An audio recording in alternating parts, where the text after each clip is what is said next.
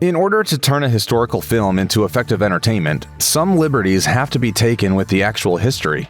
But some movies irritate actual historians to no end because they get their history so very, very wrong. The assassination of President John F. Kennedy remains a stunning tragedy in our nation's history. A young and popular president shot to death in broad daylight while seated next to his wife and surrounded by Secret Service agents. It also remains fertile ground for conspiracy theories involving everything from the CIA to communist spies to the mafia. It's a mystery! It's a mystery wrapped in a riddle inside an enigma! Oliver Stone's main ambition seems to have been cramming every single one into his incredibly well-made film, and the historical accuracy suffered as a result. Stone once told the New York Times, "It is not a true story per se. JFK is as far from a documentary as it can possibly get, yet it's so well crafted that it often makes people think it's more accurate than it is." The Washington Post calls the film, quote, "barely factual." Stone used the 1969 trial of Clay Shaw, who was brought on charges by New Orleans District Attorney Jim Garrison, as the core of his script. But as noted in The Atlantic, Garrison's case fell apart when it was revealed that his key witness had been drugged and recanted his testimony. Stone solves this by deleting the actual witness and replacing him with a fictional character played by Kevin Bacon. And that's just one of the many brazen fabrications the director presents with the utmost seriousness. Gladiator is a great movie. The story of a Roman general who is betrayed by the treacherous son of the emperor and forced to fight as an anonymous gladiator in order to get close enough for his revenge. It evokes the Roman Empire extremely well, even if it is a film notorious for the magical pillow that appears under Russell Crowe's head during his death scene. Are you not entertained? Are you not entertained? But as good-looking and dramatic as Gladiator is, when daily history broke down its historical accuracy, it was found to be completely wanting. From the clothes worn by the German barbarians in the film's opening battle to the extreme unlikelihood that Emperor Marcus Aurelius would or could convey imperial power to a general as depicted. The movie gets a lot of stuff wrong. For example, in the film, the emperor doesn't like or trust his son Commodus, who then kills his father in order to seize the throne. But in reality, Aurelius named Commodus co-emperor 14 years before his death, and Commodus took power peacefully. Most egregiously, of course, the film shows Emperor Commodus dying at the hand of Russell Crowe's Maximus. Commodus was widely disliked, but he was actually assassinated in his bath in 192 CE after ruling the empire for 12 long years. It's little wonder that many of the consultants hired to guide the historical accuracy of the film asked not to be listed in the credits. U-571 is a tense, entertaining war movie about an American submarine crew that poses as German sailors to board a damaged German U-boat and steal the Enigma code machine on board. The Enigma machines were used to decrypt coded messages for the Nazis, and the Allies' inability to crack those codes was a real problem in the early days of World War II. And our inability to decipher their messages is costing us this war. That gives the story some great stakes and real tension. Unfortunately, it also makes the film probably one of the least historically accurate ever made. Where some historical movies are content to get a few details here and there wrong, according to The Guardian, U-571 was so inaccurate that it was damned by the UK Parliament as an affront to the real sailors. That's the number one problem. The film was inspired by Operation Primrose, in which a crew of British sailors boarded a German submarine and captured the codebooks that were needed to use the Enigma machines. In the real world, the Allies already had several working Enigmas. What they lacked were the codebooks, and all this was accomplished in May 1941, a year before the film's setting, and incidentally, months before the United States was even in the war. No wonder the British weren't happy that the film showed Americans being the big heroes when they weren't even involved. The fact that U-571 was never captured but was actually sunk in 1944 is just icing on the cake. Samurai are cool. In 2003's film The Last Samurai, Tom Cruise plays a former US Army officer who's going through some serious PTSD. and who takes a job helping to modernize Japan's military. He's seduced into supporting a doomed but noble samurai rebellion, training to become a samurai warrior, even as the way of life they represent is about to be destroyed forever. You believe a man can't change his destiny. I think a man does what he can. It's an excellent narrative, and it's largely based on the true story of Saigo Takamori. As historian Mark Ravina explains, after helping to restore the power of the emperor in what is known as the Meiji Restoration, Takamori was shocked when the emperor turned around and stripped the samurai of their power and privileges. So Takamori led a rebellion. Unfortunately, the film isn't very concerned with historical accuracy. While it's true that Japan hired Western consultants like that, none of them were American, and the samurai were also familiar with modern weaponry and would have used firearms in their battles. Worse, the samurai cause isn't presented realistically. In reality, it was more about class. The creation of a modern professional army elevated a class of people the samurai regarded as beneath them, and the main motive was to maintain their power and wealth. And of course, the film shows ninjas attacking the samurai. Ninjas make everything better, but Japan hadn't seen actual ninjas in centuries by that point in history.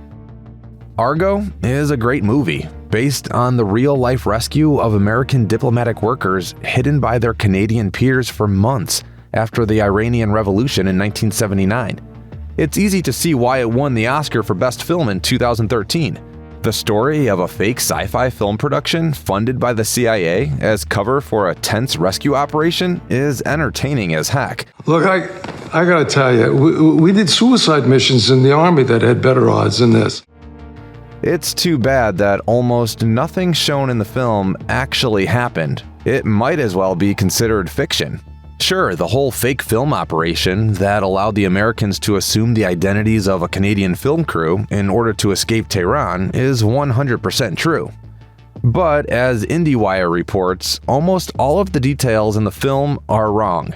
Scenes like the one in which the Americans are forced to somehow pretend they know what they're doing in a public market while suspicious Iranians watch them closely, or when the Iranian Revolutionary Guard chases their plane as it races for takeoff, simply never happened.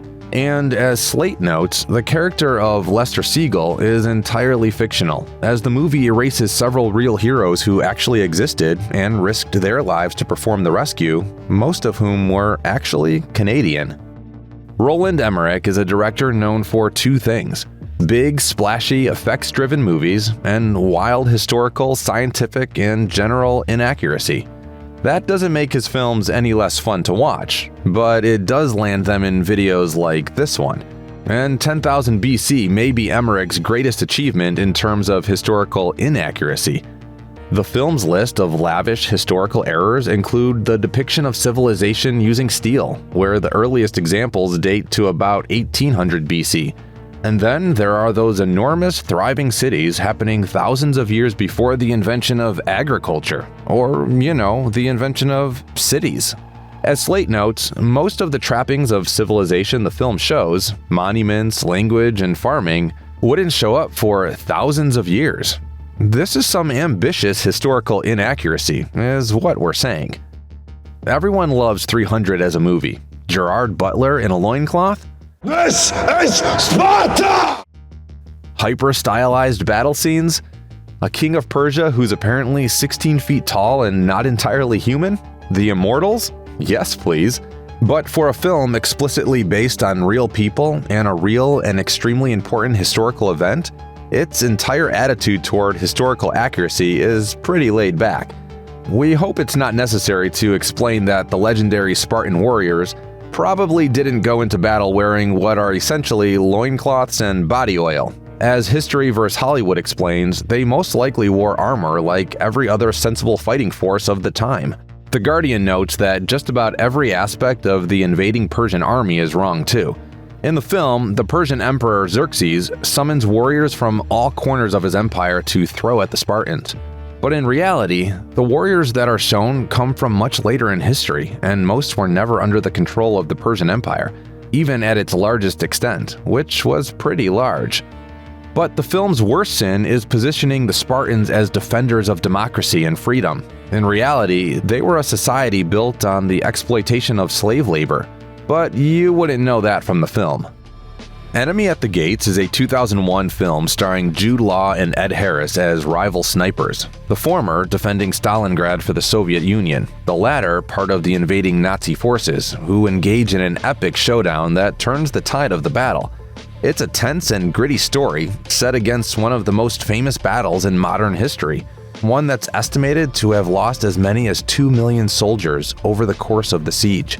Many see the battle as a turning point in World War II, as the Nazi forces were trapped and slowly whittled down over the course of 5 months, until they finally surrendered because they literally had no food or ammunition left.